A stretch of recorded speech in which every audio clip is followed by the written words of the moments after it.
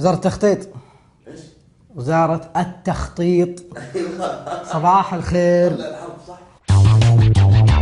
الخدمة المدنية تدعو 9 مرشحين إلى مراجعتها. يقول لك في الخبر طبعا واس يقول لك دعت وزارة الخدمة المدنية 9 مرشحين ممن تقدموا لمسابقات وظيفية.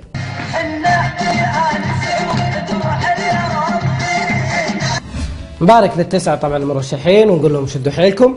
أما بالنسبة لل200,000 اللي متقدمين طبعا على وزارة الخدمة المدنية صبر زين.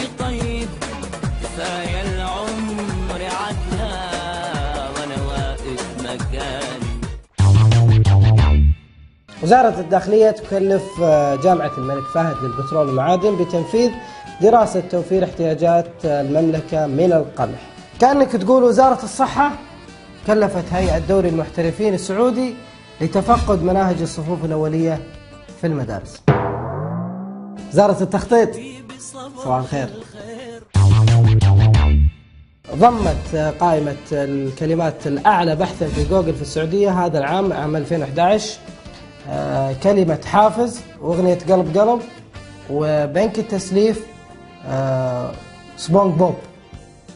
سبونج بوب منو ذا؟ صراحة الخبر هذا يعني سوينا إنجاز، ما عاد فيه مواقع أفلام. السعودية صار تفكيرهم يعني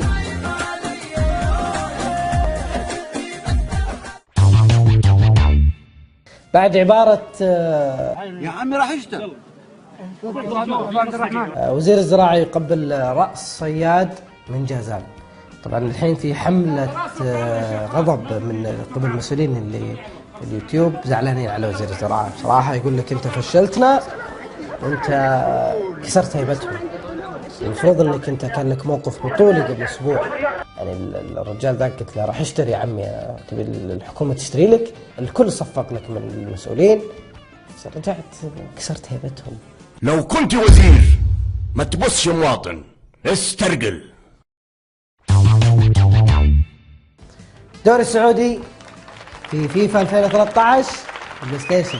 امس جتنا موافقه من فيفا اي اللي يسوون برنامج البلاي ستيشن اللي قاعد يلعب فيه عبده، حيكون ان شاء الله في الاصدار الجديد في الدوري السعودي، وهذه الاول مره وربما يكون الدوري العربي الوحيد اللي موجود في البلاي ستيشن، وهذه اضافه ايضا من جهود الهيئه. الخصائص الجديده طبعا الوحيده بس في الدوري السعودي، ما هي في الدوريات الثانيه. تقدر تخلي الجمهور ينزل لارضيه الملعب كيفك، الدوري السعودي حقنا. تقدر تصرح في البالتوك، تاخذ راحتك. تقدر تشتري عيال عطيف. وفي خاصيه خاصه في الدوري السعودي لتسجيل الاهداف. طبعا تقدر تبوس خويك.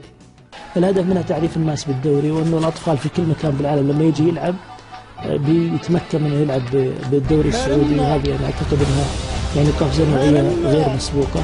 من اجل هذه اللحظه التاريخيه. دكتور اطفال بس يا دكتور، يعني ما تلعب انت واخوياك في التسويق؟ بس خلاص.